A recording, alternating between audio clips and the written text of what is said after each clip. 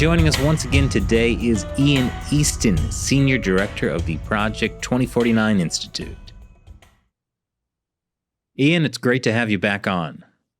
Chris, Matt, Shelley, it's great to see you guys. Thanks for having me back on the show. Well, so, it's the new year. So what are the Chinese Communist Party's plans for Taiwan, especially, since at the end of the year, it's going to be the 20th Party Congress and a very important meeting for the Communist Party. So what can we expect? Well, that is a very good question.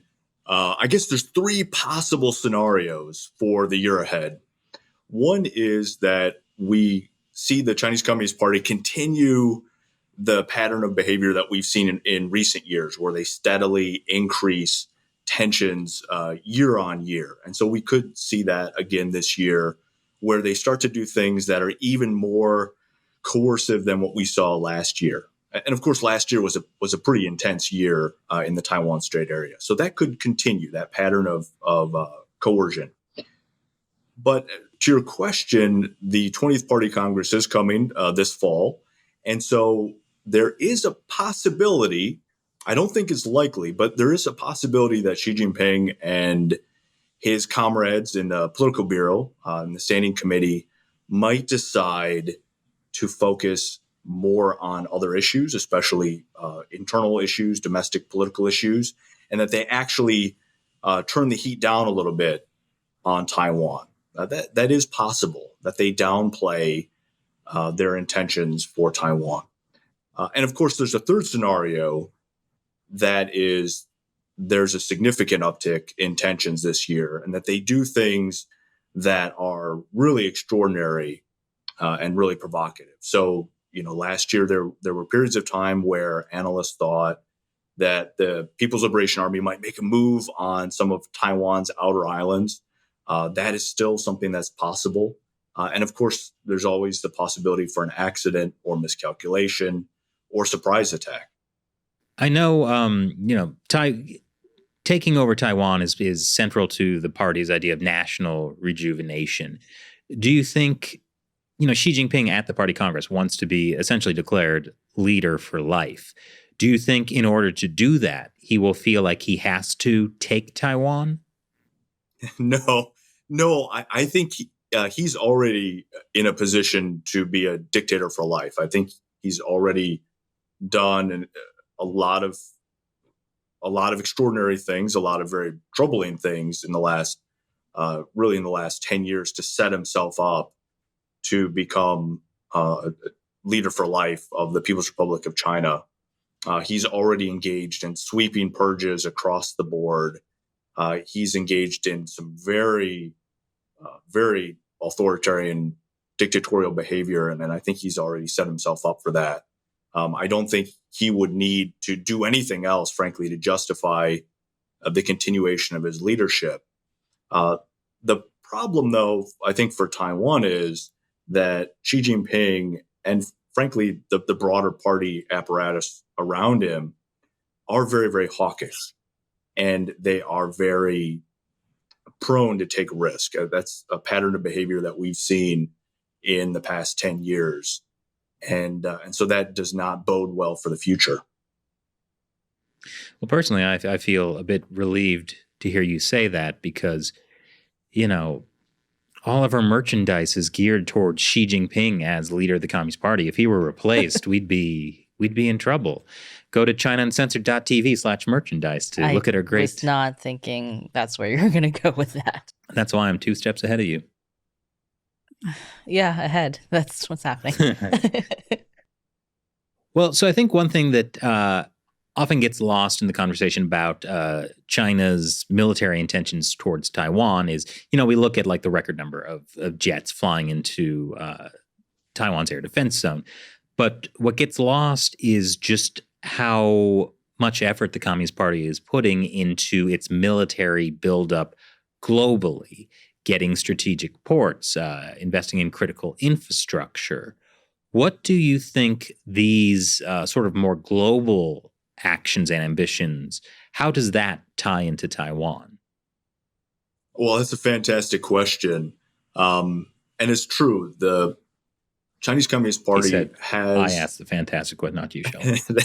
they have invested in extraordinary access to critical infrastructure around the world. And in fact, they're building it. They now own and operate around 100 port facilities around the world. So not just in East Asia or Southeast Asia, but also in the Middle East, also in Africa, also in Europe and South America and the Caribbean.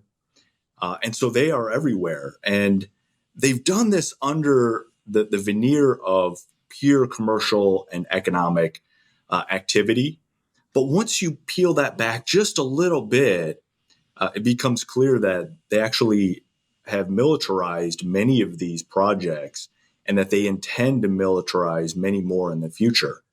And in fact, they've not, at this point, they're not even trying to hide it, that they've actually codified this into PRC law, that all Chinese entities abroad, all ostensibly commercial entities, have to follow military civil fusion. In other words, they have to install Trojan horses, backdoors into their infrastructure that allows the Chinese intelligence services and the People's Liberation Army to access that data, that information, and to leverage some of that critical infrastructure, some of those logistics nodes in the event of a conflict. And so what does that mean for the future? What does that mean for, a nightmare scenario in which China attempts to invade Taiwan? Well, in a scenario like that, the U.S. military and its allies are going to be mobilizing. They're going to be moving forces around the world, including through key maritime choke points, places like the Panama Canal. So if Chinese industry, Chinese companies, state-owned enterprises, if they are controlling places like that, how is the United States military, how are allied militaries going to be able to access that? I think that's a very important question, and I think it still remains somewhat unexplored. Could you give an example of a port where if you look at it, it's clear it's been militarized instead of just commercial? Yes. So the port in Djibouti, there is a PRC commercial port there, and right next to the port, they've extended that to build a very large military base. And that military base now has a very large garrison of Marines and potentially PLA Special Forces troops. They have a large tarmac that can be used for helicopters and also for drones. And in fact, they've actually installed a military-grade laser system, which they started to use, I believe, in 2018 to blind, temporarily blind. I mean, it's not for life, but it's very dangerous to temporarily dazzle or blind U.S. military pilots that are flying in and out, because there are a number of countries that have military bases there. It's a very strategic location. And so the U.S. has a base there. The French have a base there. The Japanese, the Italians all have bases there. And so China has built this base, and they've built it on the back of what started as civilian infrastructure.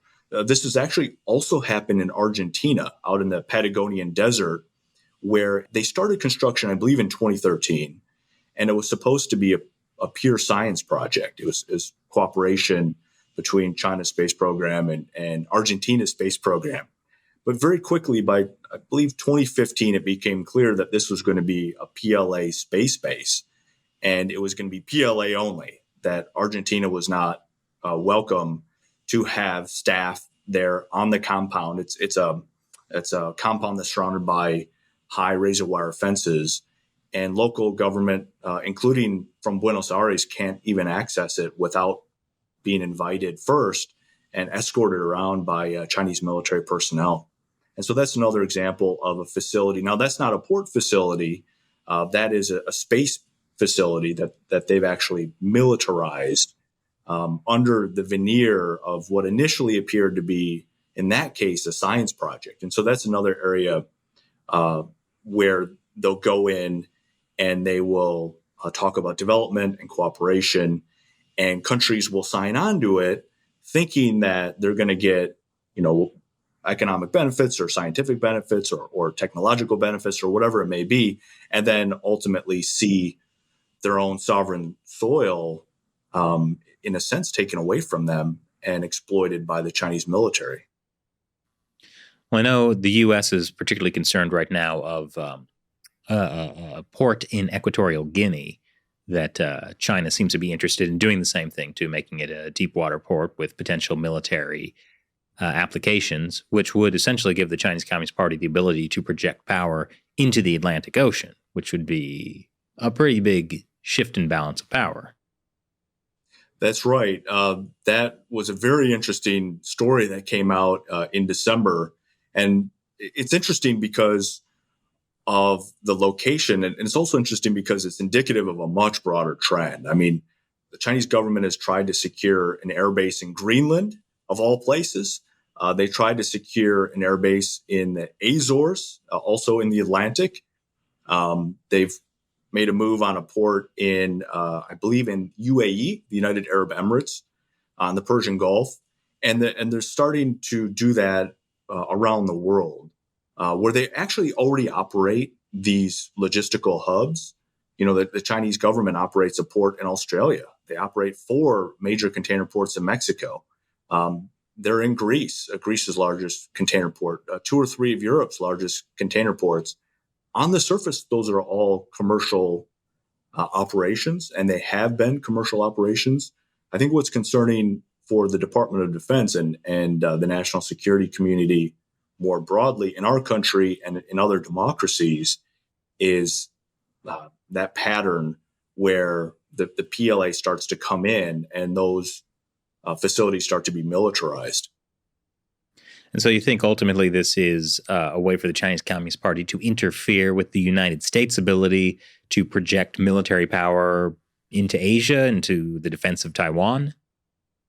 Yeah, I do. I think there's very little question that they're doing this with a strategic end in mind. Now, there's the broader strategic goal of increasing Chinese Communist Party influence, political influence more broadly on a global basis. But in the event of a Taiwan scenario, something that the Chinese government and military thinks about a lot and plans for and is investing extraordinary resources into, all of those facilities could potentially be used to interfere with, to disrupt, and to delay U.S. and allied military movements, where you would have ships, for example, or planes or satellites being moved to position them to defend Taiwan.